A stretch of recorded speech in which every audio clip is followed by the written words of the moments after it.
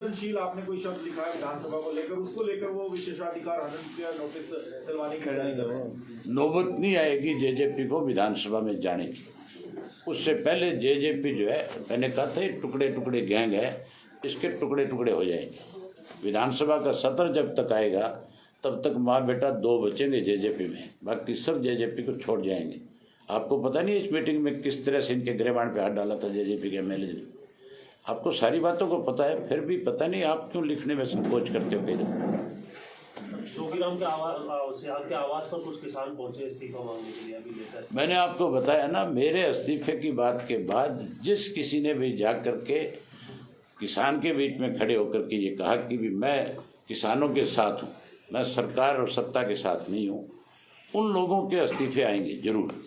उनको इस्तीफे देने पे लोग मजबूर कर देंगे। अगर वो इस्तीफे नहीं देंगे तो उनका राजनीतिक तौर पे हो, ये ठीक है कि 5 साल दाव लगा रहेगा, लेकिन उसके बाद फिर उनको गांव में तो फिर भी नहीं बढ़ने देंगे उनको। 5 साल लग जाएगा दाव? नहीं लग सकता। जाएगी सरकार बीच में। मैं तो ये कहता हूँ कि सेशन भी नहीं आएगा, उससे पहले सरकार जाएगी। अगर ये चिंता में ना होते, फंसे हुए ना होते तो ये दिल्ली टिंडे लड़ गए थे। क्या काम था इनका दिल्ली? कभी देखा है आपने? मेरी पार्टी है, मेरी पार्टी के अगर 10 एमएलए होंगे, मैं किसी दूसरे के दरवाजे पे ले जाके क्यों खड़ा करूंगा? आप इस मुलाकात को किस तरह देखते हैं? ये मुलाकात जो है जेजेपी और बीजेपी का विलय है। ये कोई मुलाकात इस बात की नहीं है कि आप कोई हरियाणा प्रदेश के विकास के बारे में बातचीत करने गए हो। ये मुलाकात तो इसी बात की है कि जेजेपी के एमएलए जो है इस जेजेपी को छोड़ेंगे और उसी की चिंता इनको है। इसलिए ये वहाँ जा करके, आप मेरे को सबसे बड़ी हैरानी, आपके भी सोचने की बात है, अभी कभी ऐसा हुआ है आज तक कि मैं मेरे पार्टी के 10 एमएलए किसी और के दरवाजे पे ले जाके खड़े कर दूं? इसका मतलब यह है कि घबराहट में है। और गए के लड़े थे दिल्ली, क्या काम था? एमएलए का क्या काम दिल्ली जाकर के? किसान आंदोलन को लेकर एक बात जो कांग्रेस करती है कि भाई सत्र बुलाइए और सत्र में साफ हो जाएगा कौन विधायक किसके साथ नहीं। आप कह रहे हैं कि मैं इस्तीफा दूंगा, उसके बाद इस्तीफों की बाढ़ आ जाएगी, बाकी लोगों को भी मजबूरी हो जाएगी।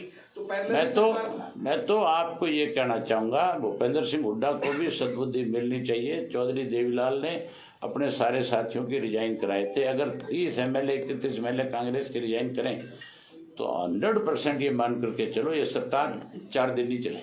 ज्यादा कारगर उसको भी कंडीशनल मेरी तरह दे देना चाहिए भी 26 तारीख तक। अगर नहीं होता तो 27 को हमारे इस्तीफे मान लिए जाए। ये इस्तीफे थोड़े देंगे, ये तो मिले हुए हैं, ये तो नाटक कर रहे हैं। ये रोज कहते हैं हम गवर्नर के जाएंगे, हमारे को गवर्नर टाइम नहीं दे रहा। तुम जाओ गवर्नर के दरवाजे पे, सेक्रेटरी आकर के तुम्हारा मेमोरेंडम ले जाएगा, गवर्नर को दे देगा। नाटक करने की क्या जरूरत है? बिना मतलब तुम्हारे अखबार की खबर बनाने के लिए नाटक करते हैं दोनों बाप बेटा। इफेक्टिव तरीका दबाव डालने का यही है कि इस्तीफा देकर सामने आए। इस्तीफा देकर के सामने आए, बाकायदा कहे कि या तो इनकी बात को मान लिया जाए, नहीं मानेगा तो हम रिजाइन कर देंगे। सर, जो अविश्वास प्रस्ताव की बात कह रहे हैं हुड्डा, उसमें अगर आप विधायक रहते हैं तो आपका वोट भी काफी महत्वपूर्ण रहेगा विधानसभा में और बाकियों का भी। उससे अरे अविश्वास प्रस्ताव की बात कर रहे हो आप? जब अविश्वास प्रस्ताव पे चर्चा होनी थी तब ये कांग्रेसी कहाँ मर गए थे? तब क्यों छोड़ करके भागे वहां से? तब तो ये छोड़ के भाग गया। मेरे वाले इस्तीफे से इनको पता है तुम्हारे मरोड़े चढ़ा देंगे लोग, इनके चूड़ियां कसी जाएगी थोड़े दिन में। इनको इस बात का पता है कि तुम्हारे से भी इस्तीफे मांगे जाएंगे, फिर क्या करोगे तुम? ये तो अपना बचाव करने के लिए इस किस्म की बात आपके सामने रख रहे हैं। ये कांग्रेसी जो है इन बीजेपी वालों के भी बाप हैं, बेटे नहीं हैं। अच्छा भाई साहब, ये सुप्रीम कोर्ट ने जो कमेटी बनाई थी उसके एक मेंबर ने आज रिजाइन कर दिया कि मैं इस कमेटी में नहीं हूँ, उपेंद्र मान ने। तो क्या लग रहा है कि अब ये कमेटी में भी मतलब जो है लोग पीछे हट रहे हैं? देखो, हम सुप्रीम कोर्ट की जो है सम्मान करते हैं, लेकिन जो कमेटी बनी हुई है उस कमेटी के जो 4 मेंबर हैं वो पहले से सरकार के साथ हैं। किसान की लड़ाई सरकार के साथ है। एक तरफ तो इनका जो एडवोकेट जनरल जो है, अटॉर्नी जनरल जो होता है सेंटर का, वो कोर्ट के अंदर ये कहता है कि भी कोर्ट इस मामले में इंटरवीन ना करें, ये सरकार का किसान का इशू है।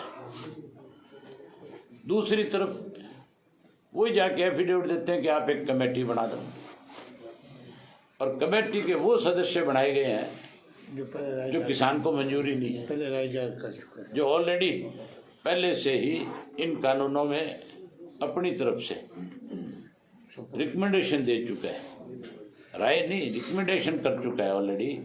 यहाँ तक भी जोशी ने तो ये भी कहा है कि जो एमएसपी है उसको भी खत्म कर दिया जाए।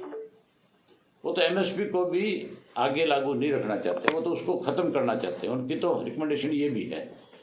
तो फिर ऐसे लोगों से कैसे आप उम्मीद कर सकते हो कि वो किसान की इस कठिनाई को, किसान की इस दिक्कत को कहीं अपनी रिपोर्ट के अंदर माननीय सुप्रीम कोर्ट के सामने रख दे।